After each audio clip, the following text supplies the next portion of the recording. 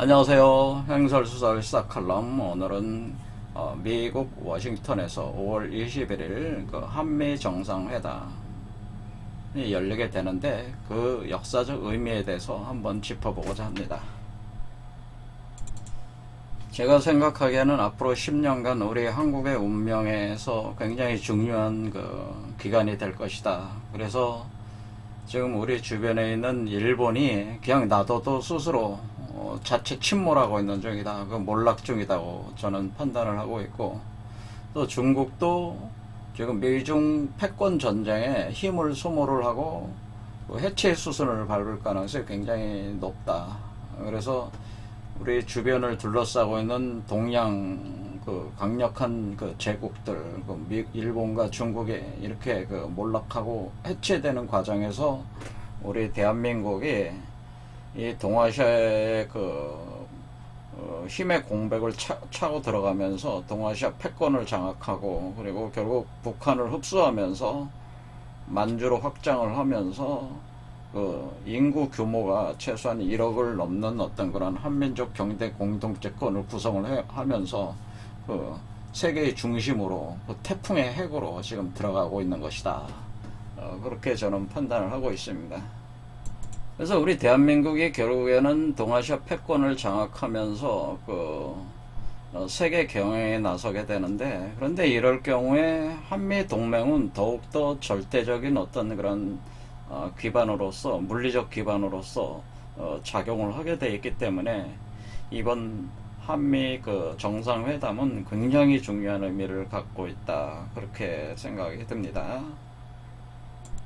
제가 이미 역학적 개념으로 말씀을 드렸지만은 한국과 미국은 사실은 그 부부 사이, 그 젊은 부부와 같은 사이에. 그래서 사실은 한미 간의 그 젊은 부부의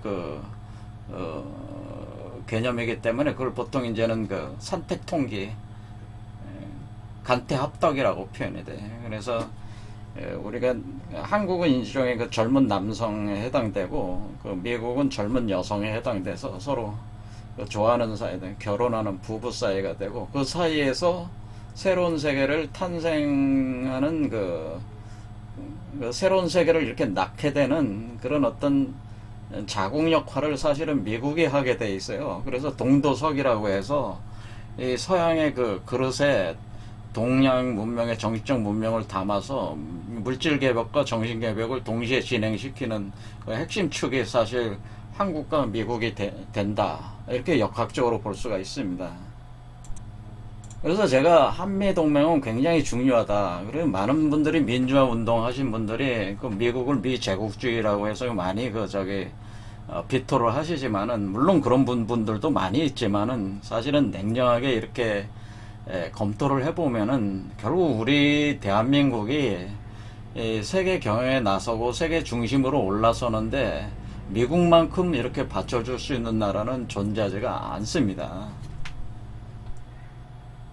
그래서 여기에 보듯이 강력한 한미동맹은 대한민국의 동아시아 패권 장악의 핵심 축이고, 그리고 우리 대한민국 번영과 그리고 이 세계 번영의 기본 축이 된다라고 하는 거예요. 그래서 이번 문재인 바이든 정상회담이 반드시 좋은 결과를 낼 것이라고 저는 생각을 하고 있습니다. 이번 한미 정상회담의 주요 의제로서 이제 관심을 받는 것이 뭐냐면은, 우리가 반도체와 백신 간의 스왑프라고 이제 지칭이 되는데, 첫 번째 중요한 의제는 반도체와 백신 동맹이다라고 하는 거예요. 그래서 사실은 우리 대한민국의 여러 기업들이 세계 반도체 시장을 석권하고 있고, 사실 대응할 만한 유일한 업체는 사실 대만의 TSMC 정도인데, 사실 한국처럼 반도체, 자동차, 선박, 기계, 항공, 우주 모든 부분에 있어서, 군사 국방학 분야에 있어서, 또 의료적인 시스템에 있어서 모든 걸 갖춘 나라가 없어요. 그리고 이 반도체가, 그러니까 우리가 반도체를 만들 때라도 각 분야에 맞는 반도체들을 개발해서 이렇게 투입을 할 만한 그런 전체적인 역량을 가진 나라는 우리 한국밖에는 없다. 그래서 일본도 지금 일본은 거의 전자 전기 분야 다 몰락을 했죠. 사실 세계적 기업들이 다 그 떨어지고 있죠. 우리 한국에 비해서. 그래서 사실 그 미국 쪽에서는 그 한국의 그 반도체 그 산업과의 그 연대를 통해서 미국이 부족한 부분을 보강하지 않으면 안 된다. 그러니까 미국이 계속 그 앞으로 그 나아갈 때 이 반도체 다양한 반도체 공급 기지로서 한국에 충분한 역할을 해주지 않으면 힘든 상황이 돼 있다라고는. 그럼 뭐 대만의 뭐 TSMC 같은 기업은 어떠냐면 대만은 사실은 이미 지금 보면 알겠지만 그 대만 양안 분쟁 과정에서 상당히 그 대만 내부에 뭐가 있냐면은 우리가 그 대만에는 원래 그 대륙 쪽 출신들이 많기 때문에 대만이 사실은 정치적으로 급변이 일어나면은 대만이 의외로 그 중국과 다시 돌아갈 수도 있는 상황 때문에 그러니까 중국과 대만이 합해질 수도 있으니까 이 TSMC 같은 기업도 그냥 넘어가 버릴 수 있는 여지가 있단 말이에요. 그래서 그리고 여기에 전쟁이라도 일어나고 그러면 굉장히 위험한 상황이 되기 때문에 사실은 이런 기업들에 대해서 상당히 불안감을 가질 수밖에 없는 거죠. 그래서 이 바이든이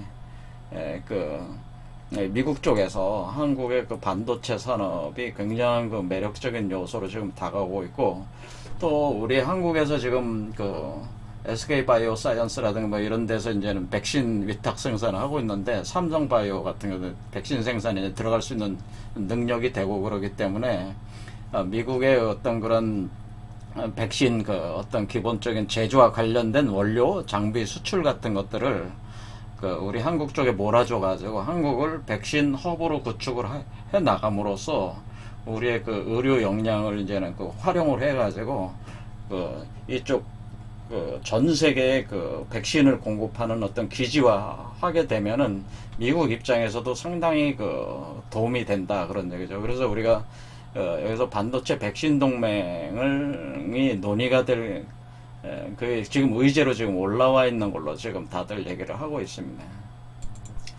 뭐 여러분도 아시다시피 일본에는 백신 생산 기업 자체가 없으니까 사실 이런 거를 하기가 불가능하죠. 그래서 지금 반도체 백신 동맹이 가지고 세계의 어떤 그런 것을 한미가 손을 잡고 리드해 나갈 만한 아주 중요한 그 전략적 제휴가 된다. 그렇게 볼 수가 있겠습니다.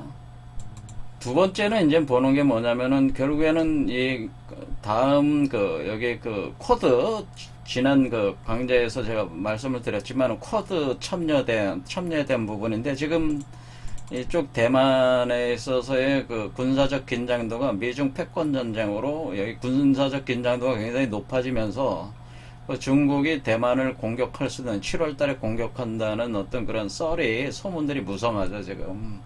그런데 이 대만을 방어를 하려면은 지금 미국 쪽에서는 어떤 자기 영토가 여기가 없잖아요. 그러니까 기지들만 있지. 그러니까 이렇게 그리고 여기에 바로 그 중국 대륙에서 이 대만은 바로 눈앞에 이렇게 보이기 때문에 여기에 신속 대응해서 방어할 만한 그런 어떤 그 시스템을 만들어야 되는데 저 일본도 사실은 그 해군력은 좀 되지만은 한 번도 전투를 해보질 않아가지고 어느 정도 받쳐줄지 알 수가 없는 거예요, 이게 지금.